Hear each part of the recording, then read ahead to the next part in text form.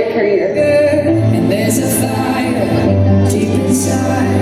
It's getting ready to ignite. We can't believe if we open our eyes. Let's go! Excited na ako. I'm sure napakadami nyo may inspire sa community natin dito sa 5M na check mo. I'm so excited for tonight. Last year, nakita ko nang mangyayari to. Last year, I've already seen this happening. I remember 2022, by the end of last year, I told myself na this year will be the best year in my entire life.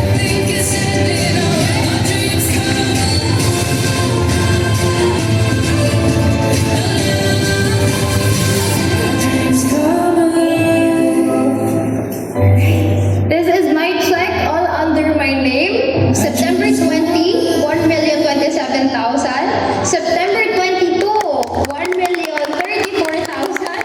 October 4, 1,016,000. And of course, October 11, 1,102,000. So I click 1 million income every week. The last check that I have was October 11, 1,102,000. The date is November 22. It's more than a month after my last click.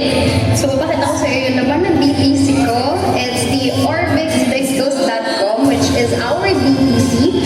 And the amount on my account is another 1,200,000. It's a total of what? 5.5 million.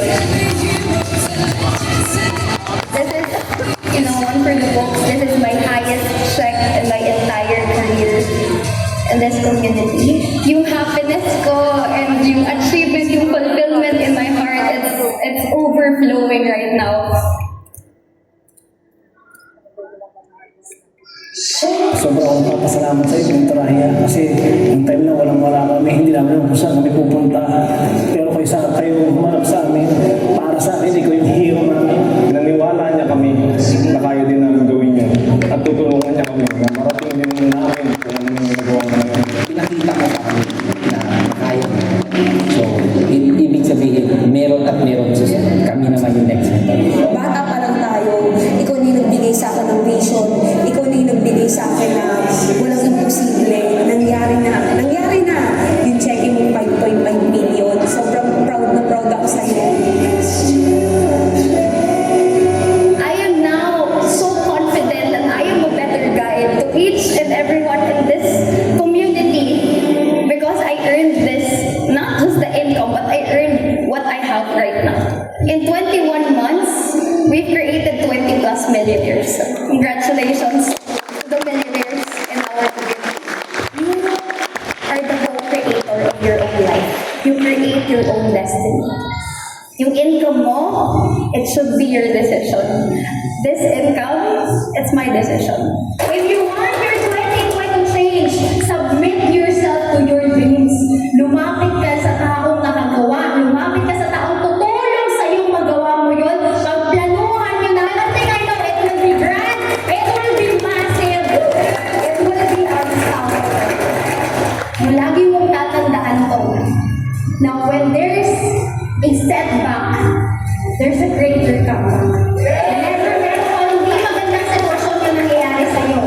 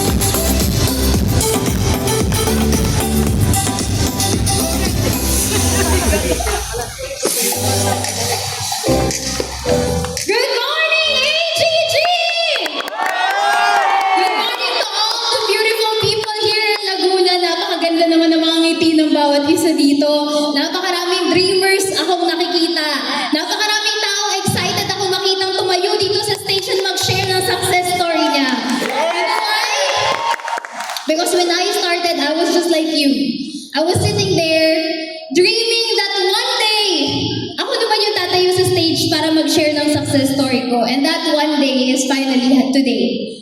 So ang point ko, kung sa heart mo ngayon, nararamdaman mo yung feeling na one day, mentor, tatayo din ako dyan sa stage. One day, mag-share din ako ng success story ko. One day, it might be tough now. Pero pag tumayo ako dyan, it will all be worth it. Sino po dito yung mga members na? Ayun, we have a lot of members. I'm so excited kasi kayo po yung mga taong tumaya na sa pangarap ninyo. Kayo po yung mga taong tumayo na doon. Dediretsahin mo na lang. Tapos, in the end, makikita mo yung sarili mo, nasa finish line ka na. Anyways, medyo heavy yung intro natin, no? By the way, for those who don't know me, my name is Aya Sarmiento. I am the top 3 of AGG. I started when I was in college po. No, I started when I was 17, 18 years old. Right now, I'm a college graduate. Graduate po ako ng FEU. Meron po ba dito mga taga-U-Belt?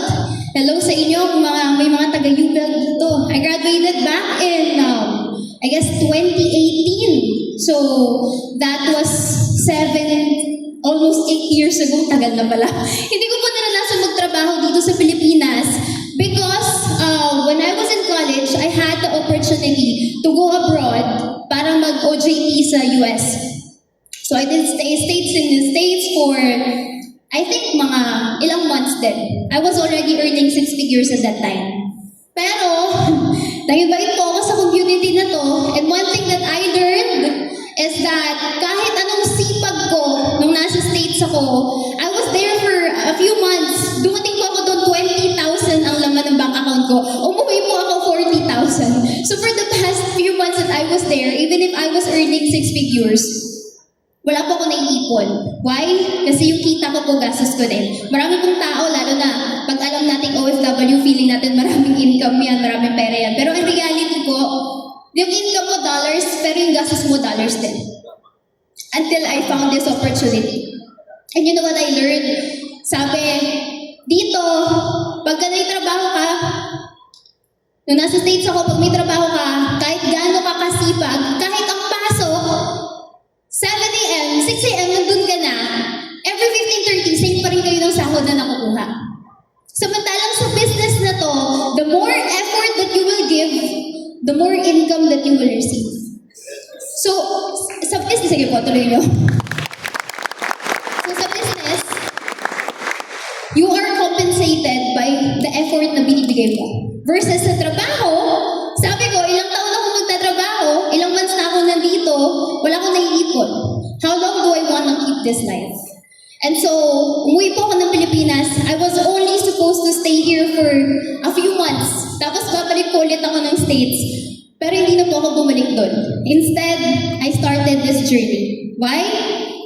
Because I don't want to live a life full of regrets.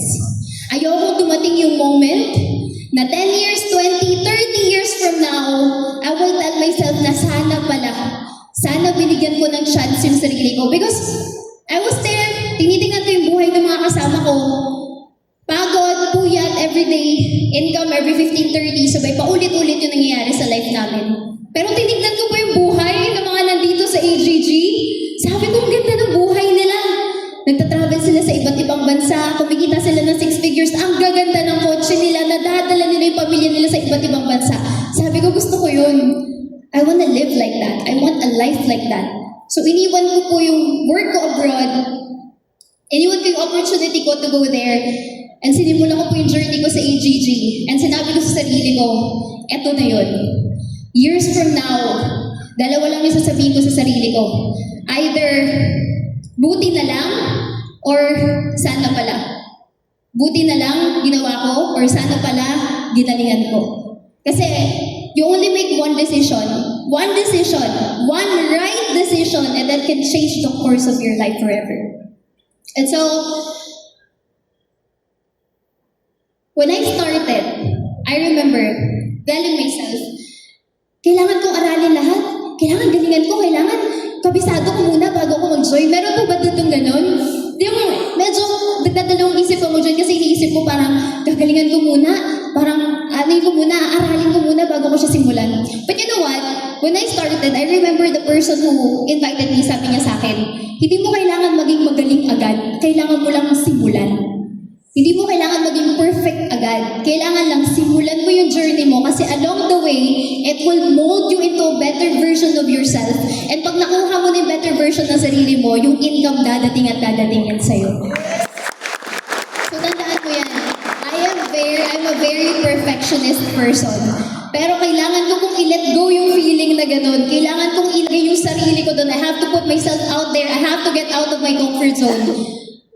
Kasi para sa pangarap na binubuo ko. And you know what I love about this business is hindi mo siya gagawin mag-isa.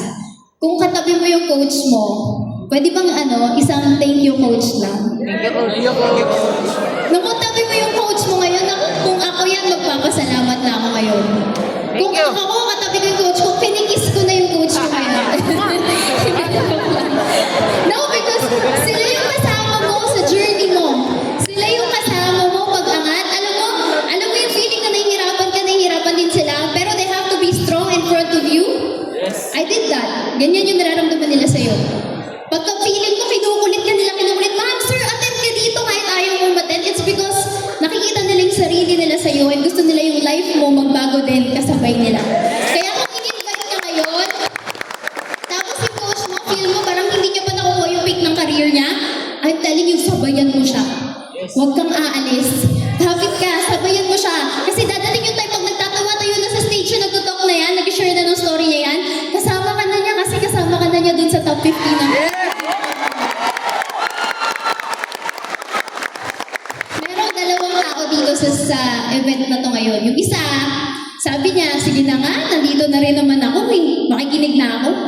Yung isa naman, sabi niya, sige na nga, nandito na rin naman ako gagalingan ko na nga. Sisipagan ko na nga. Ibibigay ko na nga yung best ko. You know, you're only 1 year of consistency away from the best version of yourself. Uulitin ko yun sa'yo. You are only 1 year of consistency away from the best version of yourself. Kailangan mo lang maging consistent. You know why? Kasi there's so much things that can happen to you.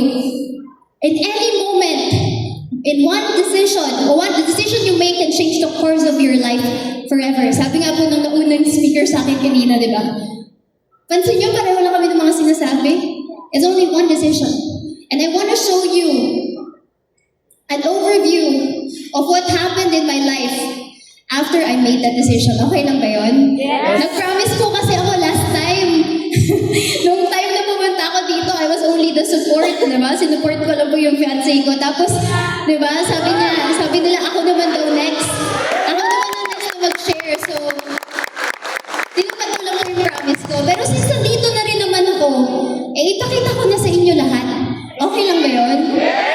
Okay lang ba na i-share ko sa inyo lahat ng magandang nangyari sa akin simula na naging part ako ng AGG. Simula na nag-desisyon ako na maging member ng community na to. It's a whirlwind, it's a roller coaster, it's a ride po talaga. Napakaraming blessing ang nangyari sa buhay ko. No? When I joined, I earned my first 7-figure income, 1 million in 67 days. And because of that, I was invited to share my success story in front of almost 15,000 people. No, kaya po kanina tinatanong ako ni mentor, okay ka ba, kinakabahan ka ba? Sabi ko, medyo, kasi excited ako. Yung kaba na nararamdaman ko, excitement. Kasi kapag nakakapag-share ka at nakakapag-inspire ka ng maraming tao, yung nai-inspire mo, susunod nakikita mo, nagiging successful na rin sila. Alam mo, na-inspire lang din po ako.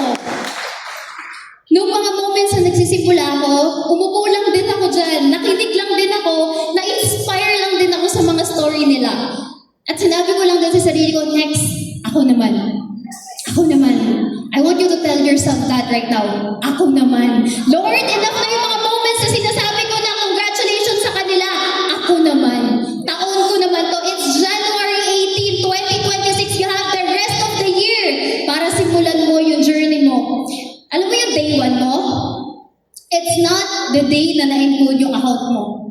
Yung day 1 mo, yung araw na sinabi mo sa sarili mo, eto na yung magbabago ng buhay ko. Yung araw na sinabi mo sa sarili mo na seseryosohin mo na yung business. Yun yung day 1 mo. Kaya if feel mo, 3 months, 6 months, 7 months ka na, tapos hindi mo pa binibigay yung best mo, I am challenging you right now na pagkatapos ng event na to, I am challenging you na January 19 yun yung maging day 1 mo. And 2026 yung maging best year in your entire existence.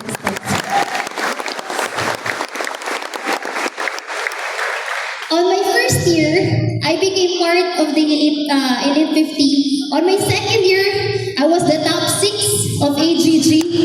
On my third year, I am the top 3 of AGG. This is my 4th year po. Hindi ko pa po alam anong rank natin. Malalaman pa po natin sa April. So, ayan. With me, of course, is our founder, Mentor Lance, my fiancé. Thank you for being here. Thank you for supporting me. No? He gave me the dreamiest. He gave me the dreamiest proposal. We got engaged. I think last October. Bakit ko sinare? Kasi we were just two young dreamers. Dati lang po kami dalawang nangangarap. Naalala ko nga po before, pamasahe po ng jeep, 7 pesos, wala pong pamasahe yan. Lalapit pa yan sa akin. Tapos sasabihin niya sa akin, wala akong pamasahe kahit 7 pesos lang bigyan mo ko. Alam niyo po, kinakain ng tao yan, isang turon, kalahati sa umaga, kalahati sa gabi. Would you believe na yun yung pinagdaanan namin when we were starting?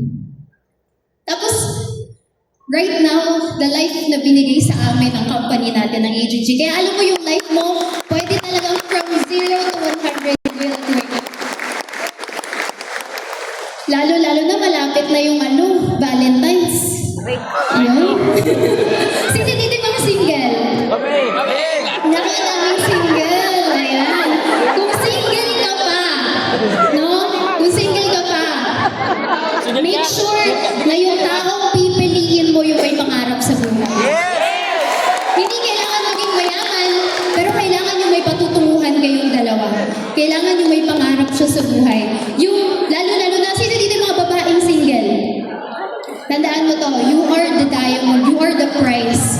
Love yourself para yung tao na magpupursue sa'yo, mamahalin ka niya based sa pagmamahal mo sa sarili mo. No? Love yourself in a way na maging successful ka on your own. Kasi yung tao para sa'yo, dadating yan kasi ile-level niya yung sarili niya sa'yo. Pag nakita niya successful ka, definitely, gusto niya rin maging successful. Right? Kasi ako, this person has to go through so many challenges before he got my yes. Alam mo isang challenge ko sa kanya? Sabi ko, pwede ka lang mag-propose pag 1 million yung ring mo. Kaya po, yun yung ginawa niya, that's why he got my yes. Next! No, I got my first sports car. This is the MX-5.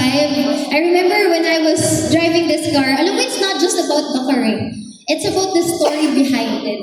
It's about the feeling of every time na dinadrive mo siya, nagpapasalamat ka sa sarili mo kasi napakarami mong challenges na naitawid. Napakarami mong challenges na pinagdaanan, na dinaanan mo lang, na hindi ka sumuko. Kaya ka dumating sa moment na nagkaroon ka na ng car. Sino dito yung may mga kotse na?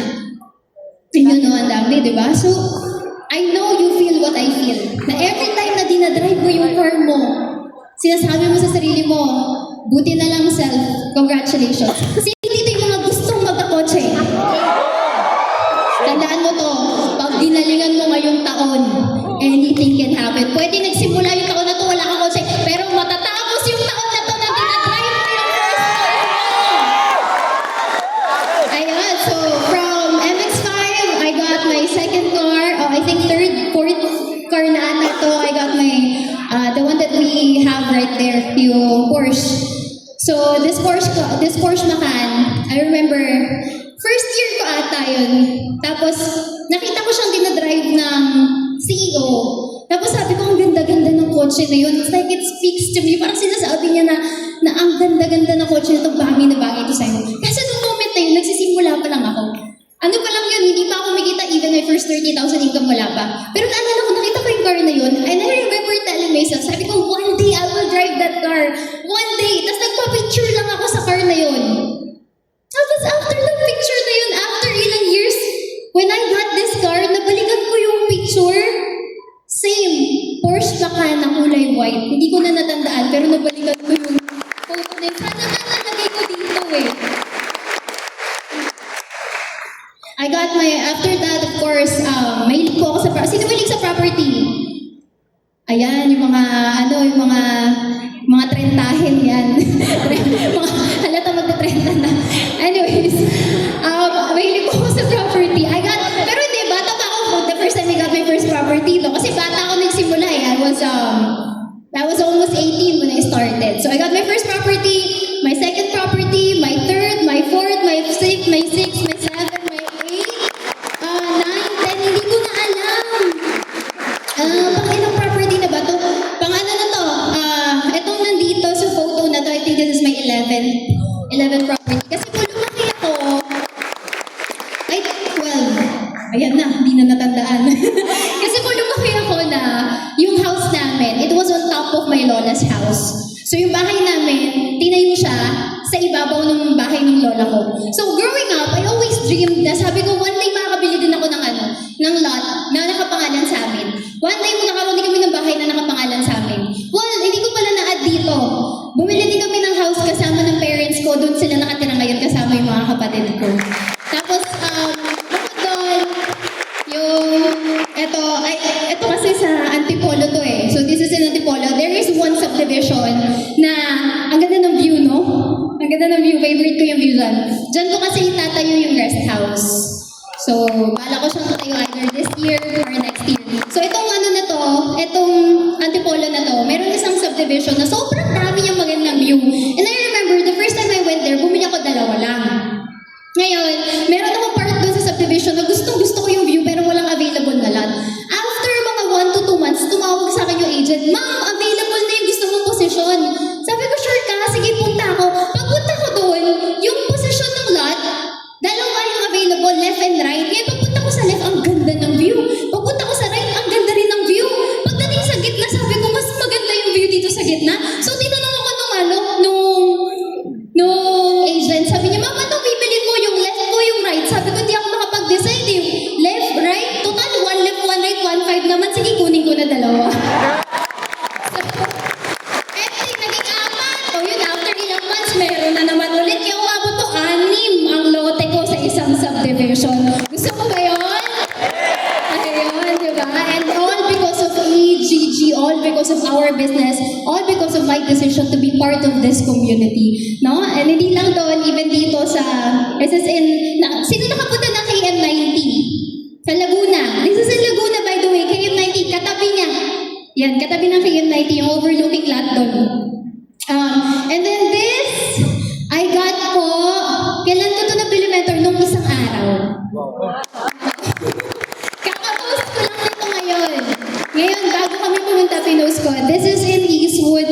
This is one of my biggest dreams to be able to purchase a condominium. Itong condominium kasi na to, it's not just any other condominium. It's a loft type. So, ganito siya, high ceiling condominium, 59 square meters sa heart ng Eastwood. Binili natin siya ng cash. So, kung iniisip mo, totoo ba yung AGG? Totoo ba talaga may kumikita dyan? Ako po yung nakatayo sa harap ko kayo na nagsasabi sa'yo, nakailang lote, property, bahay, at condominium na po yung nabili ko dahil sa community na to. Dahil sa company natin. No? And of course, I was also able to bring my family to different parts of the world. Ito yung unang-unang travel namin. This is, I think, a few years ago when I first started bringing them sa iba't ibang country. Pero ito, I think, Boracay lang to. Pero first time nila mag-travel. And I remember my brothers telling me na sabi nila, "Ate, hindi ko makakalimutan to kasi first travel ko to, sumakit ako ng aeroplano. Simula mag-take off hanggang mag-landing, naka-video yung mga kapatid ko. Dinala ko sila sa 5-star hotel, breakfast buffet every day, and not just that, no? It's, sabi ko nga, lagi ko to sinasabi, it's not about the money, it's about the freedom. You know what? Marami naman sa atin, hindi naman talaga about sa pera eh. But it's about the opportunity na makasama mo yung family mo, opportunity madala mo sila sa iba't ibang bansa, opportunity na maka-experience ng masarap na buhay kasama sila. And you know what? Dumating po ako sa moment na pandemic came and my parents, when I was starting, yung magulang ko po may mga businesses na sila. So, when I was starting, kaya po ako nakapunta ng States, kaya ako nakagraduate ng FEU kasi hindi po kami mayaman, pero kahit pa paano, medyo kaya naman i-provide ng parents ko yung mga needs ko. Kaya lang po dumating po yung pandemic time, lahat po ng business nila nagsara. And then I remember seeing my mom, every time na mag-visit ako, namamaga yung mata niya. Tapos lagi siya tinatanong, bakit? Tapos lagi niya sasabing, di wala, nakagat, ganyan. And then, a few months after, palala ng palala. So I came to her, tapos tinanong ko siya, sabi ko, bakit? Ano ba talaga nangyayari? Sabi niya, kasi hindi na namin alam kung paano pa namin masusurvive to. You have 3 siblings, lahat sila nasa school pa. Hindi namin alam paano sila masusuportahan. Pandemic, lahat ng businesses namin nagsara, lahat nalugi, millions ang nawala sa amin. So, buti na lang. Buti na lang ginalingan ko. Kasi I remember that moment asking them, sabi ko, anong magagawa ko para matulungan kayo kahit pa paano magbalik yung income nyo? Kasi po magulang ko ma-pride, ayaw nila binibigyan ng pera. Sabi nila, kailangan na, may naisip na business si Papa, kailangan lang niya ng car. Pag nagkaroon siya may car naman siya, pero hindi kasi nagagamit doon. Sabi niya, kailangan lang niya ng car. Sabi ko, magkano ba yung car? Sabi niya, mga nasa 700,000. Pero kahit ang down lang. Sabi ko, hindi, sige, ganito. Tingin ka ng car dealer. Bukas bili tayo ng car na cash. So, nag-message siya sa akin, tungko siya. That was the first time na nakita ko yung parents ko umiyak sa harap ko. Kasi sabi nila, thank you. Thank you kasi nandyan ka. Buti na lang, di ba, nandyan ka. Ikaw yung pinaka magandang nangyari sa buhay namin. Tapos, sorry, naalala ko lang kasi nung nagsisimula ako, ang tawag sa akin, ano yung pinakapasaway, pinakamasakit sa ulo. Tapos, nung time na ako na yung tumagot ng problema, biglang, ikaw yung pinakamagandang nangyari sa buhay namin. Kaya kung yung magulang mo negative sa'yo ngayon, at ikaw yung pinakamasakit sa ulo, okay lang yan. Ganyan din yung magulang ko before. Anyways, after na, the very next day, we got their car. Ayan. I will never forget the happiness and the smile that I've seen on my parents' face. Alam mo, hindi mo talaga yun mapapalitan ng kahit na ano. Diba? And after that, ayun, dinala ko rin sila ng Hong Kong, Macau. This is only last month actually. Wala lang. Gusto ko lang pumunta ng Disneyland. So, sinurprise ko sila, dinala ko sila ng Disneyland. We also went to, saan ba to? I think this is in Thailand with my mom and my brother. Ito, hindi ko makakalimutan kasi we were sitting at the top of Mahanakon Skywalk sa Thailand. Tapos, sobrang taas na building nun. Tapos, nakaupo kami doon, nanonood kami ng sunset. Umiyak yung mommy ko. Sabi niya, thank you. Kasi dahil sa iyo na-experience namin yung ganitong buhay. Sabi daw ni Miggy, yung brother ko, ang sarap pagkasama si ate, no? Lahat pwede, walang bawal. Imagine, naririnig mo sa pamilya mo yun. Ganun kaganda yung buhay na kayang ibigay sa'yo ng business natin. Right? And we have experienced a lot of things together. Pati loan ko na magulang ko, clear out ko na rin. Total, marami namang blessings si Lord. We also went to Bali, Indonesia with my team. I have my team with me. We went to Boracay again. This is in Legoland, Malaysia. This is in Universal Studios. This is in Taiwan. Napakaraming country. Hindi ko na po mabilang ilang country na yung na-travel namin ang buong team ko. Hindi lang po ako, kasama ko sila lagi. Kasi sa GC namin, pag nag-send ako sa kanila na, tara, Taiwan tayo, doon tayo mag-New Year. Magsisisendan na agad yan. Magkano? Saan isisend? Tapos magugulat ka, pinagsisend na nila yon. Mind you po, ang background ng mga tao yan, merong dating estudyante, merong dating, merong dating tugo employee, merong dating unemployed, merong dating parking attendant. Imagine yung background ng mga tao yan. Pero pag nag-send ako sa GC, magtataywan tayo, ang bilis mag-send kasi ganun kalaki yung kinikita nila. This is in Taiwan. Napakarami na naman. Again, Hong Kong, Macau, nakasiguro 5 balik na kami dyan. Tapos yun, Korea with my mom. And then dito nagkaroon kami ng event wherein nag-click kami ng income. 14.4 million po ang income, hindi process ng mga taong nakikita nyo dyan. Ganun kalaki yung kayang ibigay sa'yo. And of course, this is 21 months, but right now, I think we are already on our 48 months and we were able to create 60 plus millionaires in our community. What else? This is in Danang. Napakarami po, no? Ito, biniling lot ni Mentorlands. Dito dapat namin itatayo yung dream house, pero hindi na natuloy kasi nagbago isip ko. So, lumipat na naman kami ng another lot. binili niya na naman ulit. Tapos doon kami magtatayo ng dream house this year. Pero I'll let him share that story sa inyo. This is in Taiwan. Again, ang dami na po nun. Singapore. Sunod-sunod na yan. Sobrang daming countries. This is in Japan. Ayun. And parang bumabalik yung iba. Ayan, Hong Kong, again. And of course, no, because of our community, dahil po sabi ko, Lord, bigyan mo ko ng maraming blessing at magiging blessing din po ako sa maraming tao. Nagsimula po kami nung 2 lang kami sa team namin. Naging 3, naging 5, naging 10, naging hundreds. Tapos, ang nangyari po, sabi ko, sobrang hindi na tayo kasya sa office. So, ang ginawa namin ni Mentor, galing po ng ganito yung itsura ng office. Nag-start po kami ng office ng, ayan, ito na po yung itsura niya ngayon. After 3.6 million ata, ang construction nito. Ayun, and of course, do you ever have that feeling na, Lord, bless me so I can be a blessing to others? Nararamdaman mo ba yun? Yung tipo minsan pag-aakit ka na overpass, nakikita mo may mga nagbebenta, tapos papasabi ka, gusto ko rin maging help sa kanila eh. Pero ang hirap kasi kailangan mo muna maging help sa sarili ko. Kung gusto mong mangyari yun sa life mo, unahin mong tulungan yung sarili mo. Kasi pag tinulungan mo yung sarili mo, napakarami mong taong matutulungan. Ayan, our team also sends help sa different communities. Di na lang po namin masyadong pinapost yan, pero natutuwa kami kasi hindi lang yung team namin natutulungan namin, kundi nagiging help ka rin sa mga taong, less fortunate. And of course, I'm very proud. Before I end, gusto ko lang pong i-shout out ang Alive Foundation, ang ating foundation, ang foundation ng AGG. Alam niyo po ba napakaraming natutulungan ng kumpanya natin? Hindi lang po yung mga taong pinapakita at pinapayaman, kung hindi pati po yung mga taong hindi kaya tulungan yung sarili nila. Imagine, 180 kids are operated. Hundreds of thousands po yung gastos niyan. Bawat isa na operation.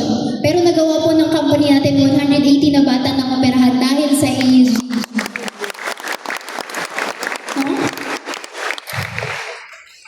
And last, your life is supposed to be one hell of an adventure. But you let your doubt and your fears stop you. Yung buhay mo sana napakaganda na.